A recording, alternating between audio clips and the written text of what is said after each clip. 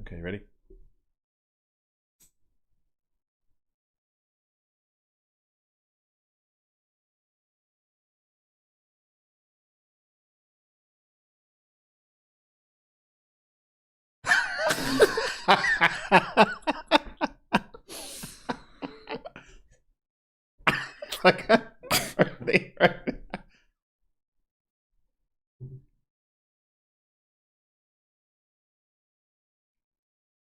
Hurt my throat.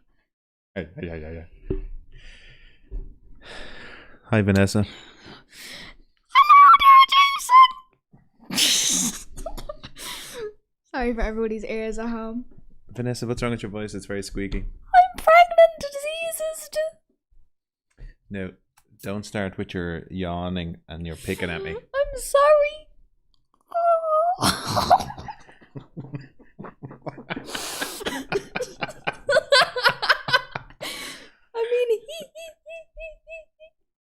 Yeah, you're looking very good. So let me just let you out have a my belly hair. and boobs. Yeah, of course I do. Thought you were gonna fall. Let's show off everybody my pregnantness. Wait, let me just fix my hair.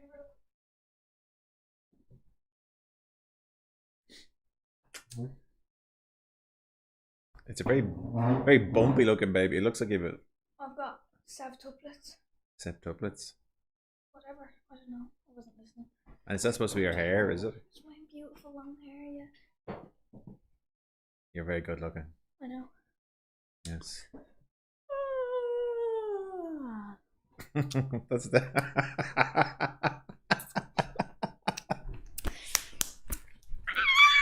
Stop it. Oh, my head! Right. Can we get the real Vanessa? No, I'm going to call him Christian. Christian! Oh, Christian! Oh, Christian! Yeah. Hello, you baby! Dad, you know what What? we should do? What? Wreck everyone's head by me swinging out the back of the chair for the night. What do you think? Yeah, definitely. Hi guys, can I just do something? And then you have to whisper.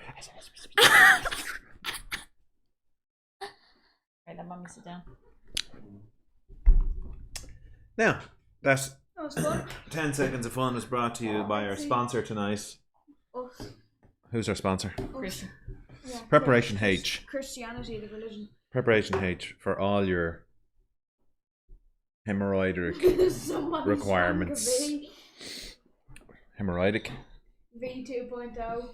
Evening J and V looking well. Yeah. I must actually check. Yeah. The So, best V. good evening, Mr. Ford. Good evening. A pharmacist do it over the counter. Somebody shrank V. Yes. What's he saying? Are you saying you're fat? He was, I think. Good evening, Rory. What's the story? Look, you were looking well, V. According to Rory. I know it was. TM. That's our sponsor. Who is? Preparation H. Sponsor? Yeah, Preparation H. We're getting the big Because bucks we're a off pain them. in the arse. Something like that. Well, Now, if the you light. swear you're sponsor, The lighting is a little bit all over the place because, believe it or not, this is the end of June. It's very dark and gloomy here. It's blashing rain, isn't it? outside. Or as we say, Blashing. blashing. It's blashing rain. Are you all drunk? I want some. No, I'm not drunk. I think it's Not just allowed because to it's get drunk. Friday. I think it's just Friday. Are we looking a bit bright? Are we? Next week's my last week of school for this year. The last podcast for a while tonight. Well, only like a week, and then me and Dad are doing our singular podcast. Yeah. So just as a reminder to everybody, this Don't tune in this next week. podcast is available. All the podcasts will be available on Spotify and Podbean, but this will be the last one for a few weeks. Myself and Christian are probably going to have a Jay and Christian special. Lil C and Big J. Lil C and Big J. We'll probably have some kind of special podcast while Vanessa's on her sabbatical, on a While Holliers. she's unpurginating. Yeah, while she's depregnantized. Yeah. Pergan and antisized. While I'm upstairs lounging in my bed, just relaxing. Oh, you won't get, mate. You'll be chilling. So when the baby comes out, right, you know the way your belly's all stretched, how long does it take to go back to normal? Or what 2 happens? weeks. Yeah. Actually, Christian, would you get mommy to get So it's kind of, is it Is it sort of like? Well, it doesn't go up overnight, so it's not going to come down overnight. No, I know that, but it's mad, isn't it? It's mad the way it Mad. happens. It's mad the way to think that it stretches and then goes back into shape and stuff like that, isn't it? That you're not left with a big baggy sack hanging in front of you, you know what I mean? Because he's quite big now, isn't he? He's put on a couple of pounds in the last couple of weeks. He has. A few weeks ago, he was like the size of a peach, or like a few months ago, he was the size of a peach. How big is he now? Size of a baby. Yeah, baby size. Yeah, he was 5 pounds 2 weeks ago, and he's 7 pounds now. So he's you can see it in Vanessa's bump. He's really he's put on a fair bit of mass in the last couple of weeks. He has. Yeah. So there you go. So that's it. Good evening, Danny lad. Good evening, and Danny lad, thank you for all the comments. Danny is, I would say, comments a lot and keeping in touch, which is very good. Thank you very much, Danny. I always appreciate those. Andy Bike Fids. Good evening, Andy Bike Fids. Does all the counters calling me a slacker, is he? Very good. It's very true. I carry this show. It's very true. Good luck with everything, guys. Thanks very much, Danny lad. That's a classic Danny lad comment. It's all his comments are always thoughtful. They're always very thoughtful. How are you and how's things and stuff like that as well. So obviously that makes the rest of them sound like they don't give a monkeys, which is possibly true. I'd say they're a selfish bunch there, aren't you? Takes one to know one. So the wonders of nature. Yes, indeed. Yes, indeed. So so you can see it's very blue in the background because I have the light setting to auto, and the camera is trying to make us nice and orange for some reason. Why were you doing that? Because it just looks so daft. So cute. It just looks weird when you do it. Anyway, so enough silliness, enough nonsense. Daddy has loads of boring crap to talk about. No. Well, there's something I was going to talk about. Yeah. Although I don't know why I ever bring it up, because no one ever discusses anything I discuss. I will talk about something for 20 minutes and everyone like, oh, will you shut up?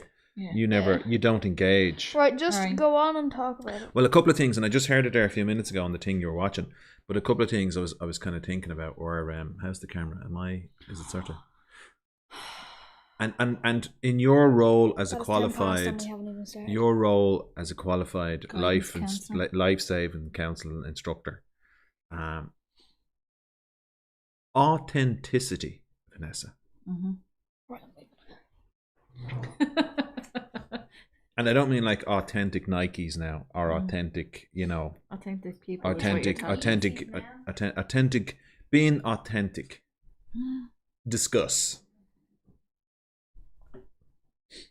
No.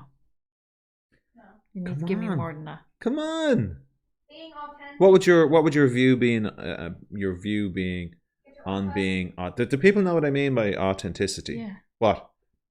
Being yourself. Being true to yourself. It, Not following the... Shut up, you. In what way? Not following the tribe. Yes. That's what it means. And what? Go on. No, don't force me into talking about something. I don't like that. You did all this studying about how to save lives and CPR and all that, and you don't know how to talk about this stuff? Yeah, no, something Christian, like that. Absolutely not. If a kid comes in to you and says, I want to be a hairdresser, Vanessa will sit them down and she'll give them guidance on all that kind of stuff. That's not what it is. Get an ology. Get an ology. People always need ologies. Authenticity, right? Authenticity is, you once said it in there, the program we were watching, but I've heard it a good few times this week, and I'm a kind of believer in is it serendipity, coincidence, and all that kind of stuff? Is that the word? So I think it's very important to be authentic, but that has only come over me in the last few years. In that I think I struggled with being authentic, and it's a terrible feeling, because when you're not being authentic, me personally, I would feel guilty. I'd feel like I was faking it, but I'd also feel somewhat guilty, and I think that as I've gotten older, I've certainly gone down the road of believing and being more authentic. You've lost us 4 viewers already. At being more authentic. Well, sayonara. So I think it's like being authentic to yourself. is important in that. It is. Oh, Now, don't start hitting the mic. well, can you move that onto your side? It's really annoying. It is actually. I've been mum for a long time. I can't. Anyway, I think sometimes people use I'm just staying true to myself, I'm being authentic Mm-hmm. as an excuse to be a little bit, I'm not going to say obnoxious, but kind of rude and just probably a bit brutal at times. Because if you're being authentic, yeah, like with that program in there that we were watching, you could see it as well. If you're being authentic, staying true to your own values is probably the most important thing. But if your values are to be honest, but not to hurt people, but if you think your honesty is going to hurt somebody, which one are you going to stay more true to? I hadn't thought of it that way. Do you know what I mean?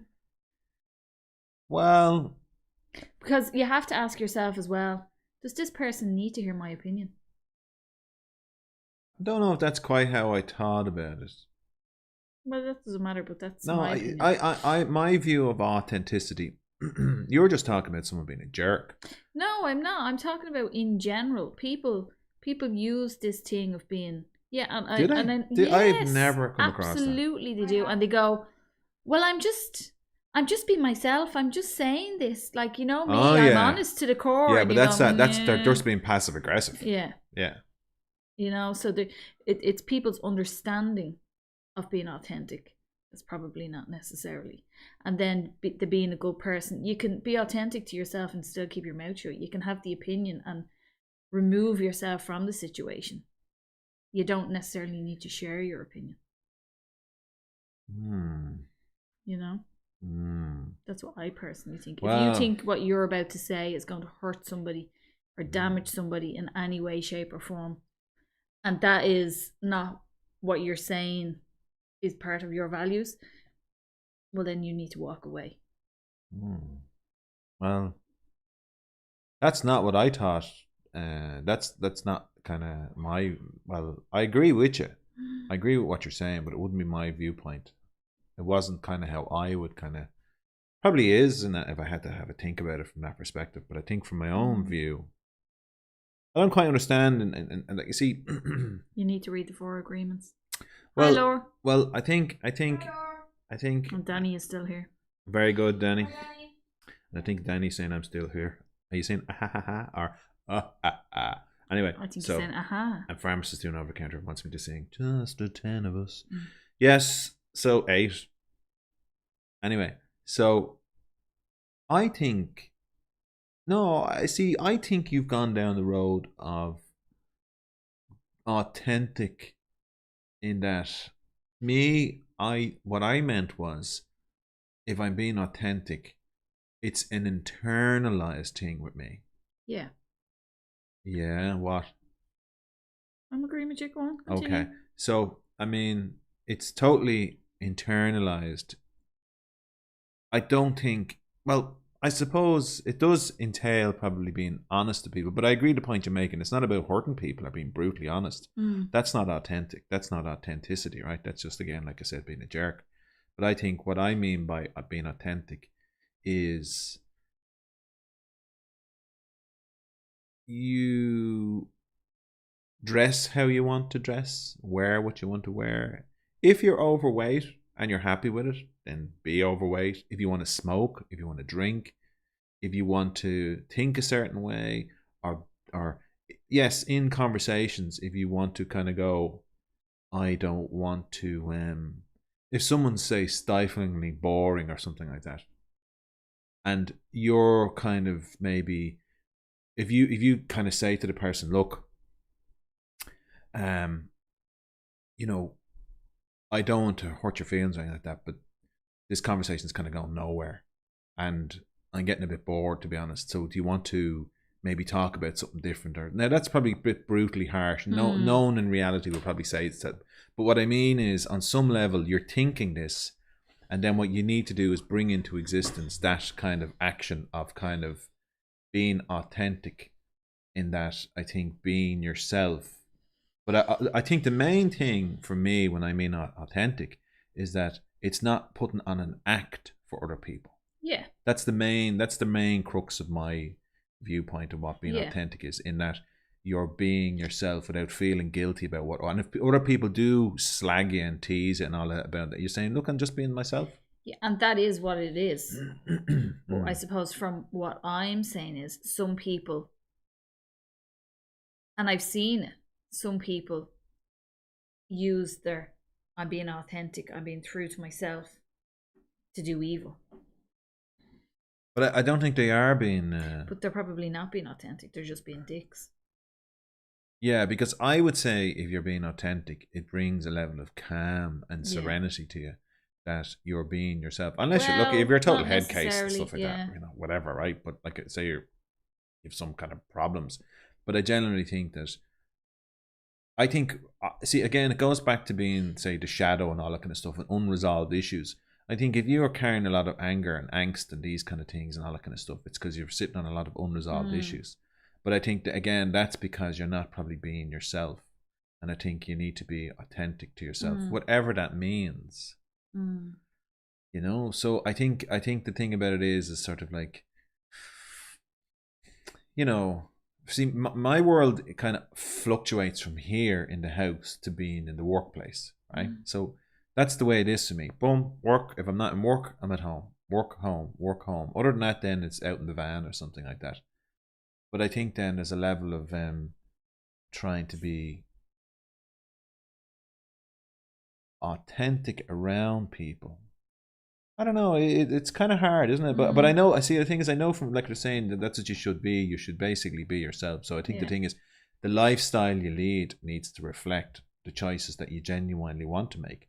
So if you're kind of living this kind of suited and booted lifestyle of the rich and famous and like that, and really what you want to do is up sticks and move to the middle of nowhere, then that's kind of what you should do. And you know, if you want to wear wellies and dungarees and dig spuds all day long, that's probably the more. But I don't want to make it around a lifestyle. I don't want to make it around work, because you see, the thing is, so much of what we think about is around work. Like when you meet somebody, that's what I was watching the thing today, and you're going on about, if you meet somebody in the Western culture, they'll say to you, what do you do? And people go, oh, I'm an orthodontist, a mechanic. Like, if it was a different culture, people say, what do you mean, what do I do? What do you do? We know important. It means, what do you do for a living? But what do you do? Or what are you? And you're kind of going, what do you mean, what am I? I read something about that in a book, about having a conversation at a party with somebody, and the initial thing when you meet a stranger, and the majority of people, the first thing they say to you is, what do you do for a living? Yeah, as an icebreaker. Yeah. And I can kind of understand that, though. At? I can kind of understand that, because someone might turn around and say, everyone's going to say, well, you know, I'm a bus driver. Oh. Whereas if someone says, well, actually, I'm an astronaut. They go, oh, really? Or I'm a supermodel.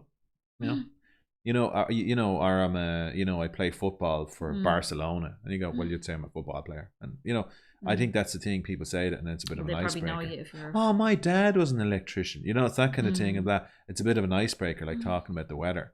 But I think the thing really is, this is the thing for me, right? It's about the ego, though, and how we get caught up in what it is that people do and what we do. And well, what I'm trying to employ at the moment, right?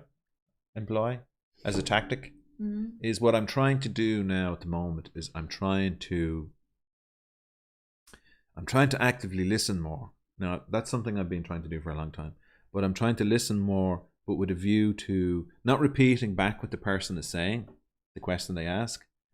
But what I'm trying to do is, in my mind, think about the question they just asked me in my mind. Now, the reason, it's a bit like one of those things that if it's not something you do all the time, you can become kind of self-conscious of it the first time you try to do it, right? So it's like, I'd say, it's like if you meditate. It's like when I bring out the camera.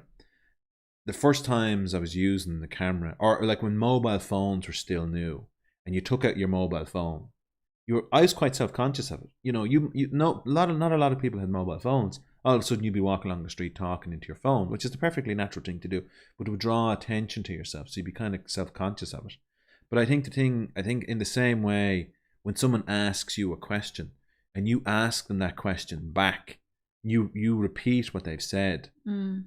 It's quite self-conscious. So if you like, and then I roll up into I kind of jump to that kind of answering their question immediately then, as opposed to kind of going, so someone said to me during the week, someone on the phone, right? You were there when someone said it. They said, "Oh, such and such a person rang me, giving out to me," and I went, "Oh, they rang you, giving out to you.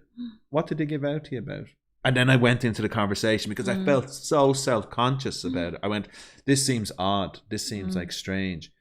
But I think the reason I felt strange is because I'm not used to doing it. It's not part of your habit. Not yet. But what they say is, apparently the kind of person you are in conversation, my understanding is from something I was watching the other day, and you can't base everything on one video, but what they're saying is that the kind of person you are in conversation was the kind of house you were brought up in.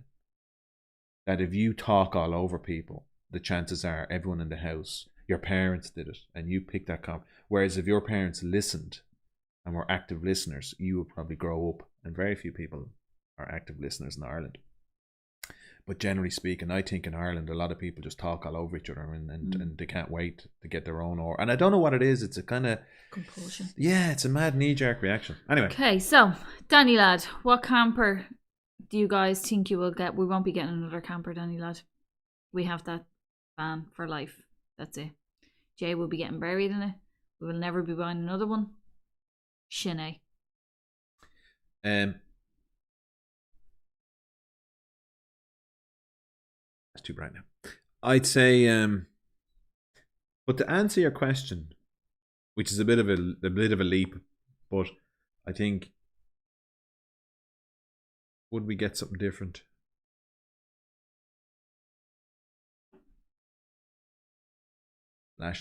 Would we get something different? And we'll go back to the other thing for people the one person who probably was interested in what I was saying, right? But I was watching a thing about it during the week, and I'm actually half contemplating doing a video to make up for the last one about what I love about the California. So calling it what I love about the California T6. So am I not going to be in it?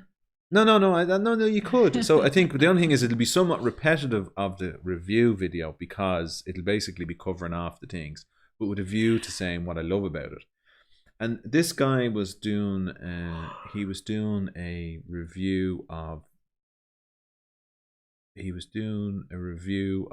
some bands or something like that. And what he was saying was that Christian, come here. You can continue. What he said was that the good thing about a van that's the size of Air Cali, which is about what is it 5 meters long or something like that? I think your mess. Thank you. About 5 meters long, isn't it? Something like that. Yeah.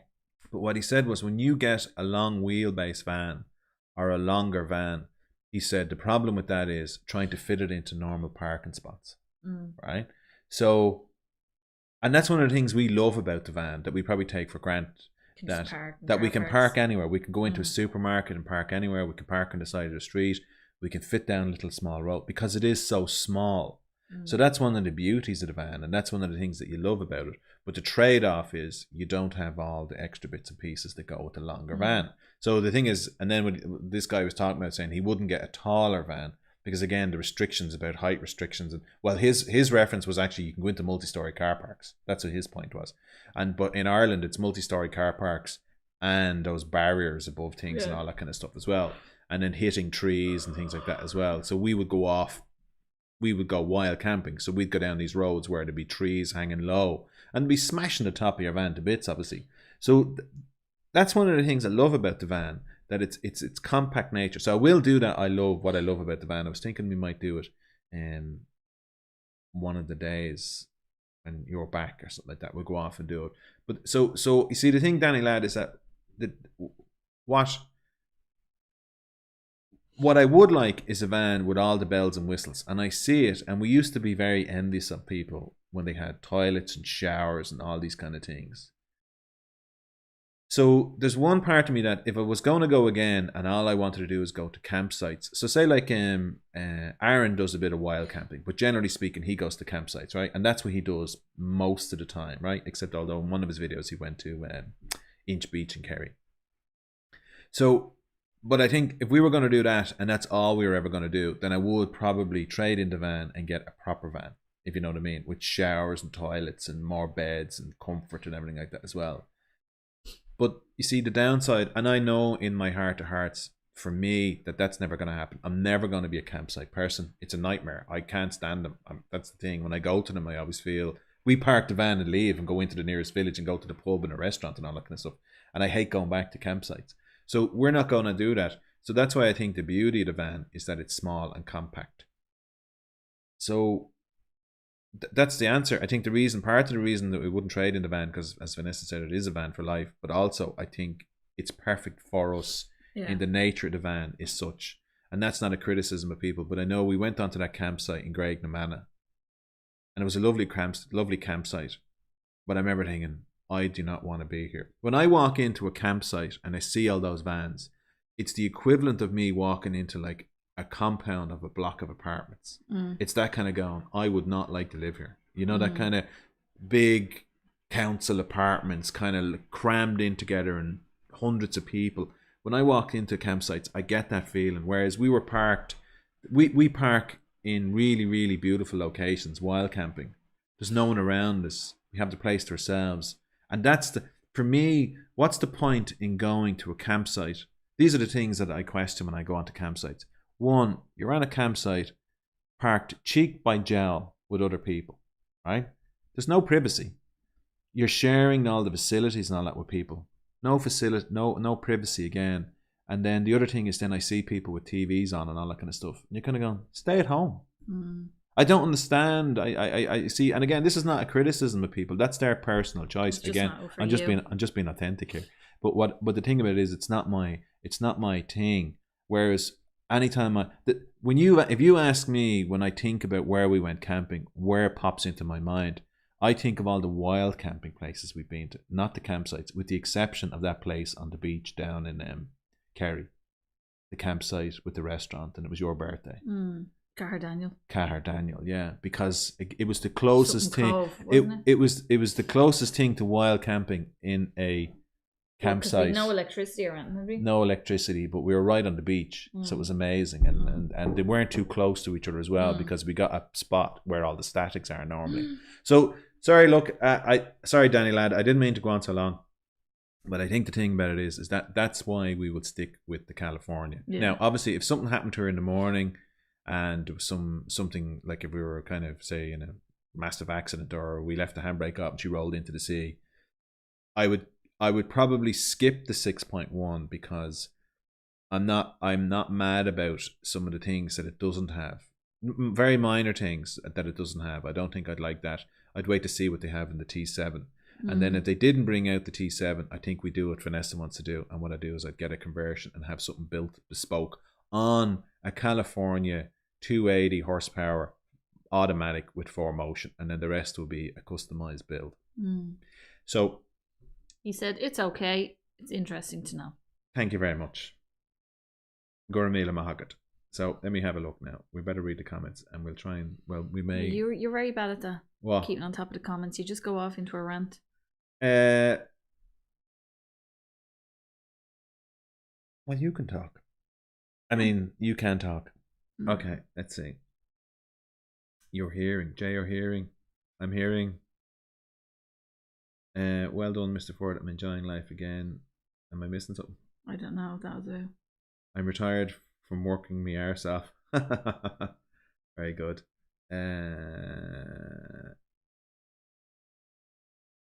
Better for stealth camping. Absolutely.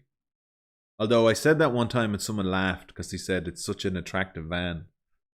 Those kind of vans are so nice looking with alloy wheels and the tires and this, you know, the way people are saying that's not really stealth, but it is to a certain degree. Shortest vlog ever. That's the one about you, what you love about the California.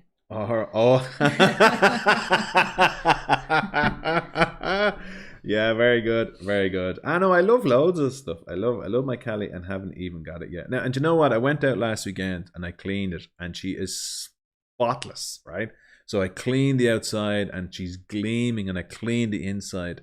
And it's only then when I look back, and it was a beautiful day. But when I look, I can understand why people probably get pissed off at me, because I'm criticizing something that people probably would go, "You're so lucky to have it. I'd love to have that," and you're standing there knocking it. But you see, that's the way life works. We can afford to buy one, and we did, and therefore we find all the faults in it. People who dream about it only ever live in the dream. It's like when you meet a beautiful woman, and all of a sudden, then you slowly but surely start to find out her flaws and her faults. That has never happened to you. Course not. What not? Well, I met you. You're a beautiful woman. You've no flaws. So that's the thing. saying. So That's you dream the dream. Whereas when you buy the van, the dream of times gone by.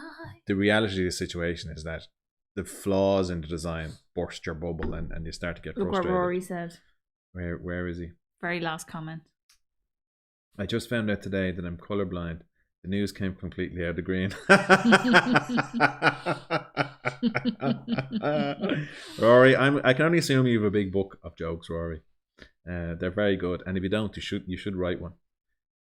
Campsite is a parking spot. Yeah. Now, look. To be fair to people, it's my own personal thing. I'm not mad about them. I did give it a go, and I'm definitely not mad about it. I don't mind them. I do like having a toilet there, that I can go to the toilet and not have to remove use from the van and have a wash and whatnot. Do you know what I mean? And even just to walk to the toilet and get away from you, to be honest. But, they do have their places. They do, yeah. So I actually don't mind.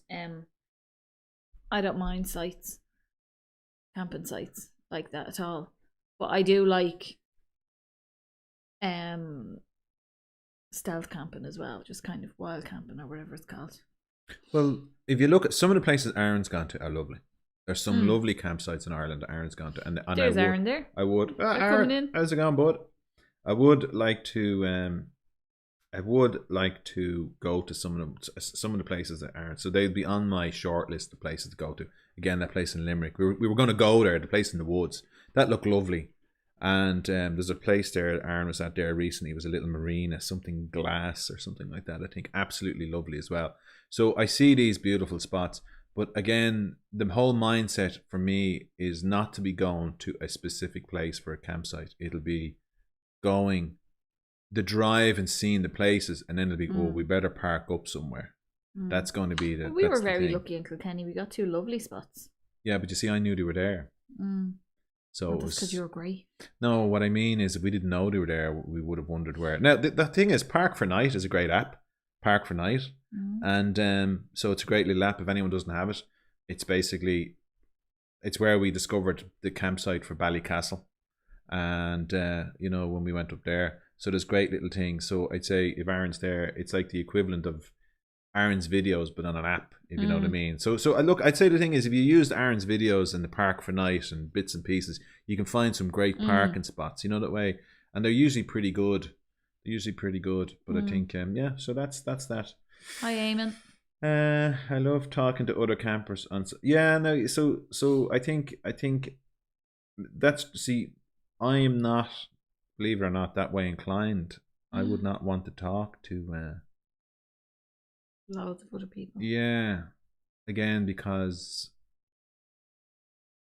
I'm a bit of an introvert, a bit quirky, and I think they know at this stage you're a bit quirky, Baba. My worst nightmare would be that I'd get stuck in a campsite with somebody who forced themselves on you, you know what I mean? And well, it did happen to us a couple of times, didn't it? Did it? Yeah, I think it was when we were in that forest place over in the Lake UK. District. Yeah, your man jumped into the van with us. Yeah. And it was like, whoa, okay. Whoa. Yeah. And we were eating our dinner and he wouldn't feck off. We were in the middle of eating and he was like, wah, wah, wah, wah, wah, wah. Yeah, and I was like... And he was, to be fair to him, he was just being friendly, but I suppose we were so green to the whole thing. Yeah. That we were like, okay, right. Not only that, the first campsite we went to over there, and this isn't a bash at the Brits, obviously, but the first campsite we went to was in Cornwall, I think, wasn't it? Was, yeah. And I found the people on the campsite to be quite hostile. Yeah, they weren't very nice. Not friendly at all. So we didn't know our arse from our elbow, and I went onto this campsite. Now, Irish people are very chatty. and very open and friendly, right? It's part of our nature that people will comment that if you're walking down the street, people in Ireland will say hello to you, right? Hello, how's it going? And bits and pieces and chat to you and stuff like that. So I'm assuming the English are the same, but the Irish people are known for that. So I was walking around the campsite saying hello to people, and I was getting kind of, you know, then maybe they were just stunned at, you know, what's that beautiful, handsome man doing on this campsite? But I found them to be a little bit hostile. And then when we went up to the Lake District, your man was in the van and people were a bit more friendly. But then when we went to Scotland, that was weird in Scotland as well. That was kind of like, when we walked around the campsite, it was dead quiet and it was beautiful. It was on the loch, whatever it was. You know, it's a famous campsite up there, but it was really, really nice.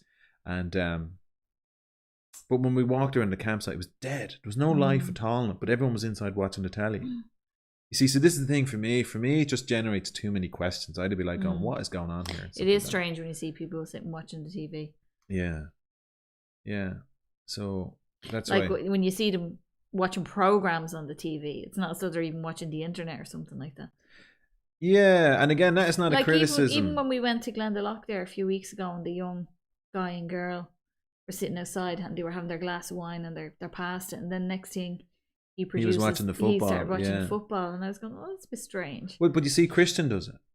Oh, yeah, he watches. So Christian sits there. Christian sits upside down with his iPad out, and I'm like, "Going, Christian, we're in a most beautiful scenic place, but people would prefer to." It's just a generational thing. Yeah. No, I'm the same as well. I came in tonight, and Christian was all over me and kind of jumping all over me, and I wanted to do me a bit of Gaelga.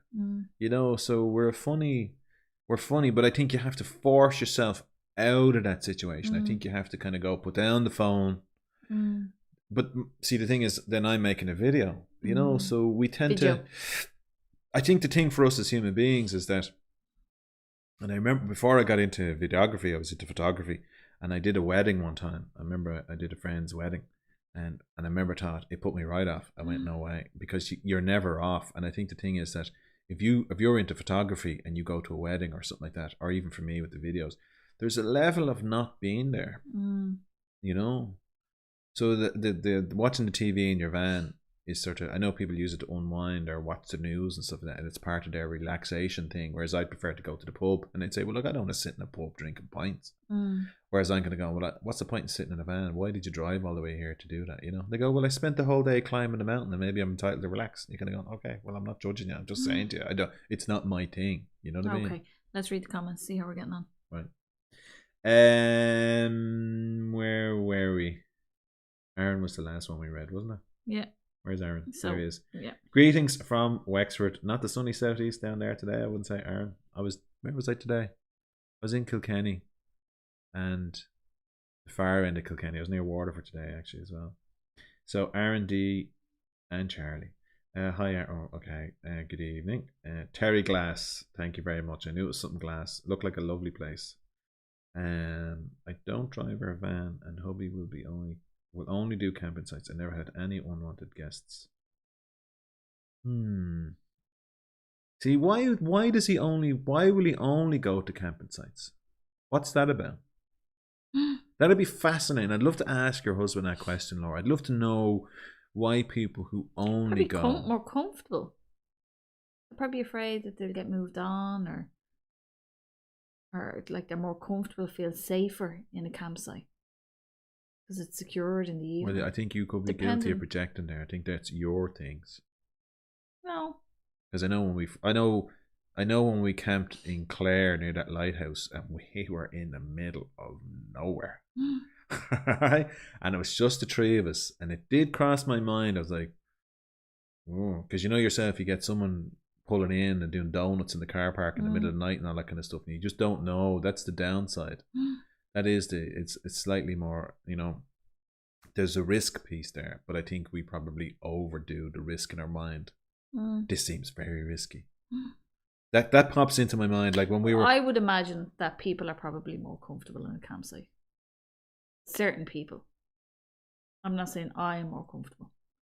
I'm saying I would imagine. Well, I suppose the thing is as well, depending on your van, because you see, it's easy for us to stealth camp, but if you have a big white van, it's difficult. And let's face it, wild camping is illegal, you know.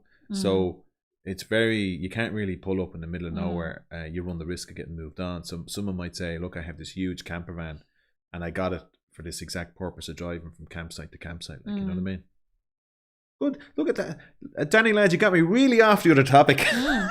So, Laura's saying, Nana, Christian is so young. You were so old. I don't know what that's about, Laura. I think you're answering your own question. No. I like the facilities, Mr. Ford says. We rather campsites for those safety showers, electric hookup. Yeah. It's the comforts of it, isn't it? But I have to say, for me personally, see, this is fascinating now, right? This is a really, really interesting topic. So fair ball to you, Danny lad. So I think the thing for me, I agree with V, for some people a campsite is safety in numbers thing. So for me, I find the communal showers off-putting. I don't like them. And I don't like the toilets. And all those things that people say they like. I don't like the security. To me, I'm trapped. You see? It's not, I don't feel secure or safe. I feel trapped. I think the showers are fantastic, but as they go on during the day, they can get a bit grubby and dirty and all that kind of stuff. And I think then the facilities are usually well worn. And does anyone use those facilities? To be fair, for kitchens and canteens? We've never, well, they're generally for campers, aren't they? What? As in people that are camping in a tent. To be fair, we've never, I think only once ever I've been in showers where they've been grubby. Where was that? Actually twice. Once in Wexford and once in Germany. The ones in Germany got very grubby. The ones in Munich? Yeah. Overloaded. See, they're overloaded. Too many people. You used to have to queue to go into the shower, remember? Too many people. Well, not in the men's. You did in the ladies. Yeah, see, not in the men's. The men's were like... But you see, I think the whole thing... But other than that, like, I mean, the ones in Lake Garda were fabulous. Yeah. Spotless. Yeah. Absolutely spotless.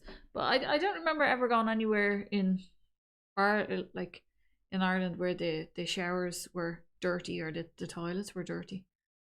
See, to put it into context for me, Fantastival, right, is a campsite, but there's no facilities except the porta potties. So you're it's a weird setup in that you're roughing it, but you're also with other people. But you see, what I like about Fantastival is you leave the van and you go to all the things. And you Tastival. And what? You leave the van and you Tastival. Yes. So that, see, the thing for me, I'd say that's the kind of, like, when we went, that's where we saw the Keela Tree awning tent. Someone had that up, and they'd all the mod cons and all that, and I thought, oh, Keela Tree tent, fantastic, right? So the next time we went, we did that, and we brought tons of gear with us, even though Drogheda is only like an hour away. Yes, yeah, it's like less than an hour's drive or whatever it was. But then, you see, so this is the thing. So clearly, I don't know. It's just very interesting. I think. Do like I've said this before. I think I said it last week. I do like having the tent. For, like, if we were out camping now and there was weather like that, I like getting into the tent and just sitting listening to it, or, you know, I like standing up while I'm cooking. Not sitting and it's on my side. But you see, that's the beauty of the big vans then. Yeah. You know, see, this is the thing. So I think that the thing I'm learning over the years of doing this is, and we're doing it, 5 years now, is that it's a very personal thing in that it was interesting because, Aaron, you were saying that parking on Inch Beach, you thought it was allowed, and I would have thought that myself. And it had only been changed recently by the looks of things in the last few years. He put up a date of when it had been changed. So you see, you know, I've forgotten the point I was going to make there. What was the point I was going to make? Wild camping. Doesn't matter. It'll come back to me anyway. So, let's see. We read for agree with you for some, safety and numbers thing. Yeah. And again, probably because I'm such a chronic introvert, it's not good for me. But let's see. Yeah, be right. Think security and safety. I would sleep anywhere. We are wild camping tonight in the field in Wexford on a working farm. There's about 10 units here. See, is that wild camping though?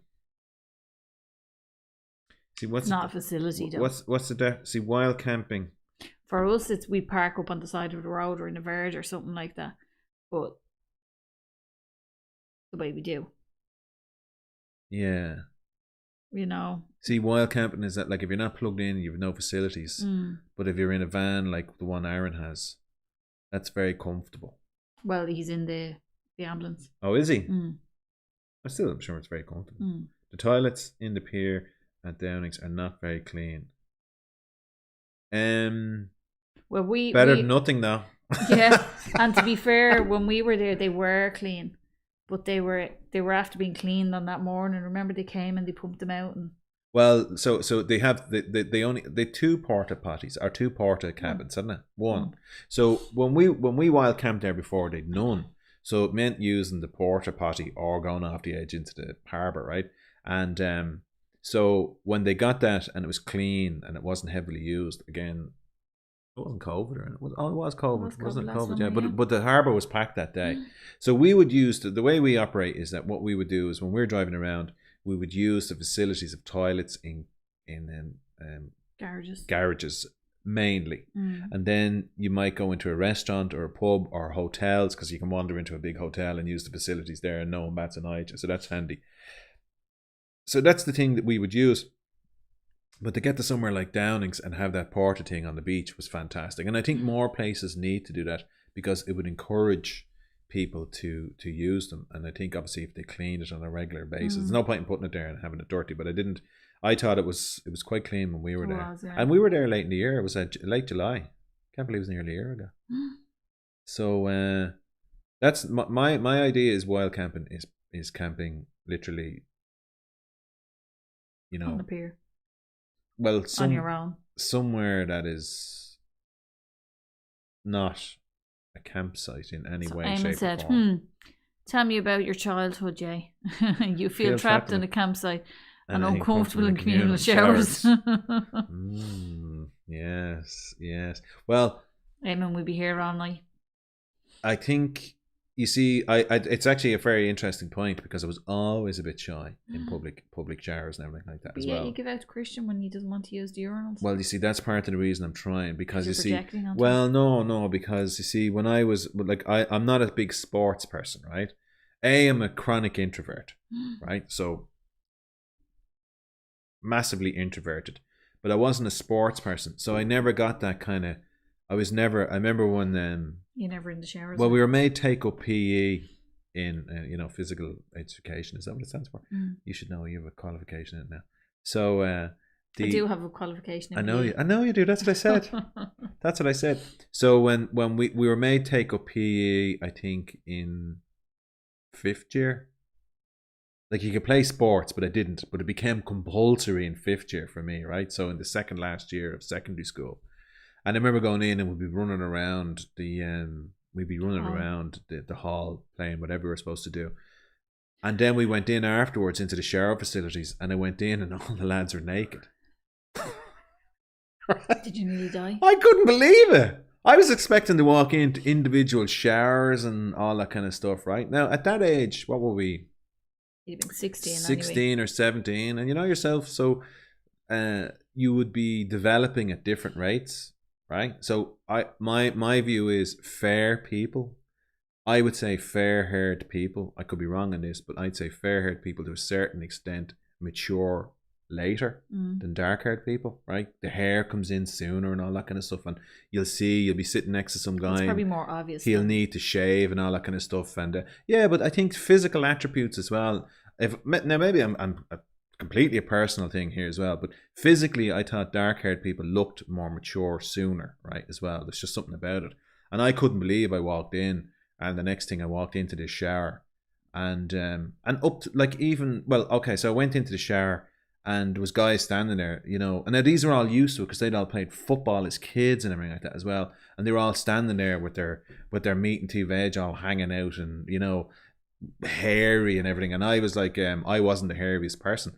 And so I was I nearly died, right? I was like, but you see, you're kind of, in secondary, if you act too weird, they'll cop on and boom, that's the end of it, right? So I kind of had to, but I remember I was never comfortable in that situation because at home, we were never, I was never really exposed to that either, in that I wasn't exposed to my parents being naked.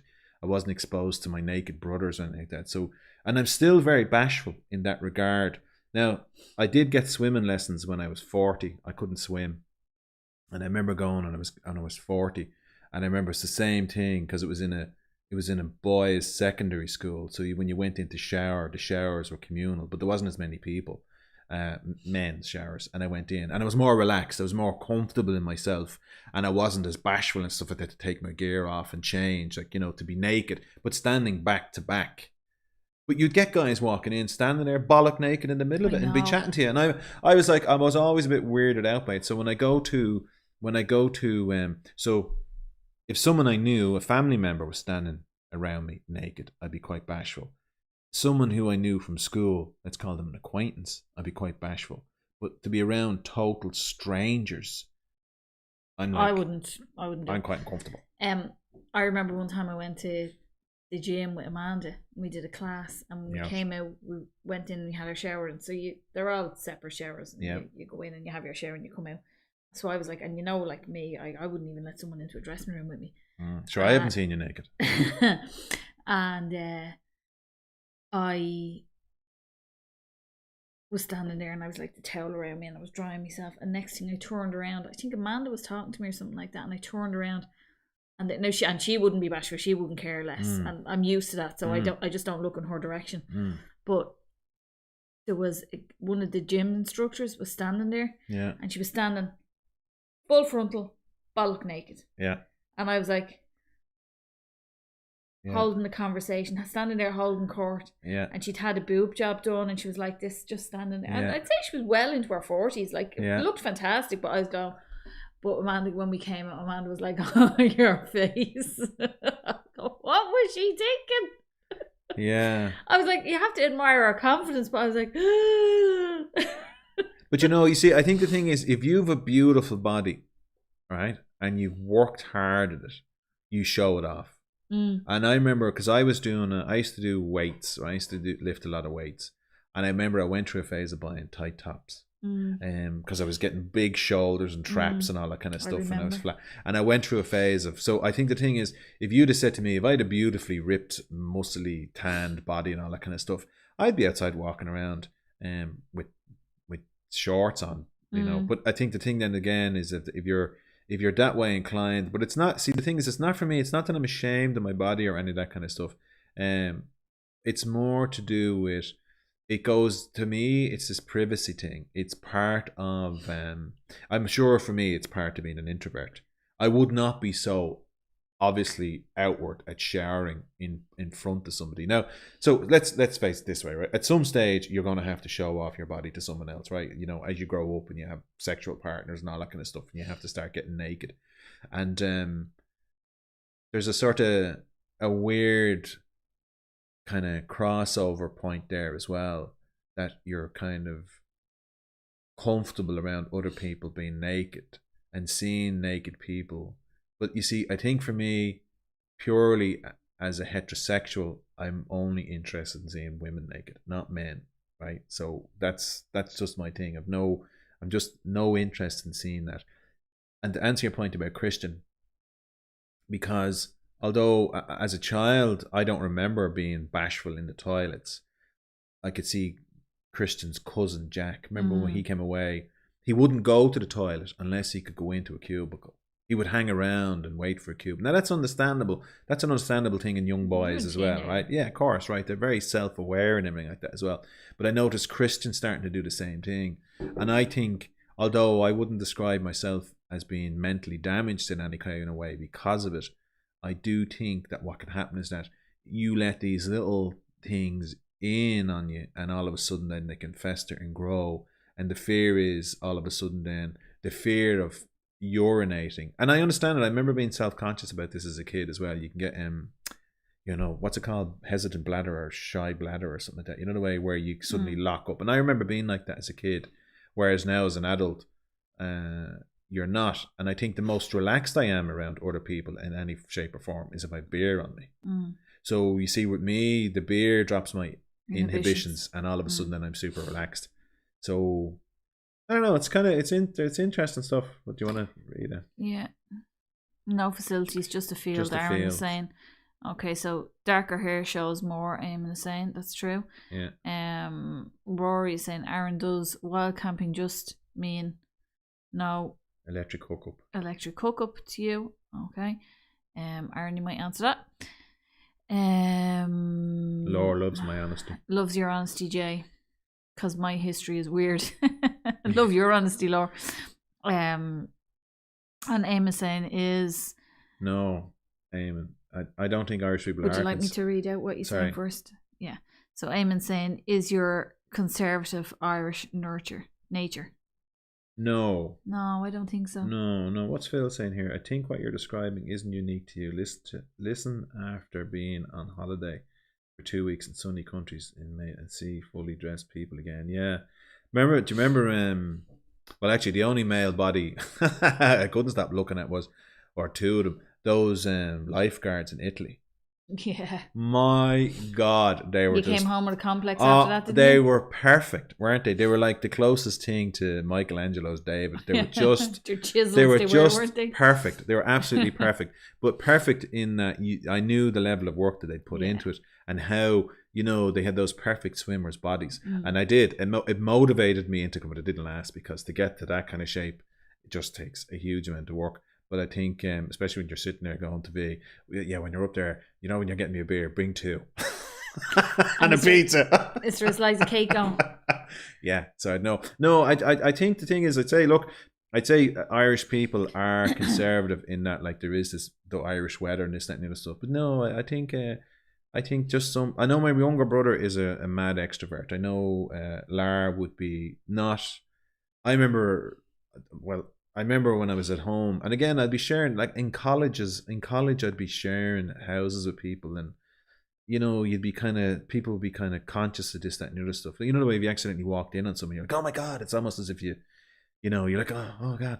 Whereas I remember Lara would open the door to shower and walk out bollock naked and all that kind of stuff. And because we were brothers, he didn't see any harm in it whatsoever. But I remember I'd be kind of going, I'd kind of go, he's super. You know, it didn't bother me because he was my brother. But I remember thinking, he's so comfortable and so confident in his nakedness. And I think the healthier way to be is naked and comfortable. So don't get me wrong. When I'm uncomfortable in that situation, I know it's a hang up. Whereas when I see someone like that, or your friend it's a much nicer position to be in because you're so much more comfortable and authentic. Do you know what I mean? Obviously, don't wave your tackle in somebody's face, but you know, or your fake boobs. You know, because again, people might go, I don't want to be looking at your body. Thank you very much. Mr. Ford, did you have the lips done? You promised me you're going to have them done for this week. So, we're out of time. Time's up. We're out of time. What's that from? So, we're out of time. What's that from? I don't know. Anyway. So, what is that from? You can sit here in your own time and think about that one. We shall see us in a few weeks, everybody. That's what I wanted to talk about. That was the other thing I wanted to talk about. You should have stopped yourself. I wanted to talk about you being pregnant and what was it like. Well, you should have stopped yourself from talking so much. Oh, I know what it's from. So we're out of time. It's that, you know, the thing in Saturday Night Live. You know the thing? You know the way a man brings on. Oh, yeah. Ooh wee. What's up with that? Yeah, is Larry younger than me? He is by about 4 years. Dark and handsome. What's up He looks. with that? Ooh. So copyrighted. Was that you upstairs? Not if I sing it for less than 15 seconds, I won't. So thanks very much. So we'll see you in a few weeks. Myself and Christian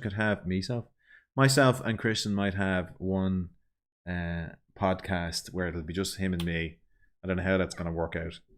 It'll either be mad or super intense, one way or the other. So and then obviously Vanessa will come back. So like I said, what we'll do is we'll put up on the community page a picture of the baby when it comes along, and what we'll do on the Instagram as well. And we'll indicate when we're going to come back, yeah. And then we'll be back. So it could be myself and Christian could be back in the next couple of weeks, and if not, it'll be, what are you saying, 3 or 4 weeks, something like that. So Shine, so best of luck, V. Hope it all goes Thanks, well. I need it. Very proud of you. Mm. Very proud of you. Mm. Now that I'm a fully qualified lifeguard. Now that you're fully qualified, yeah. You're forklift instructor, isn't it? Forklift instructor. Forklift instructor. Right, so guys, thanks very much. Entertain yourselves and enjoy yourselves for the next few weeks. Slán. Ow, you're pulling me hair. It smells weird. Does Have you smelled your own? But it's really Eamon soft. saying good luck. Bye, guys. Thank you. See ya. See you soon. Okay, wait now because it says see you soon.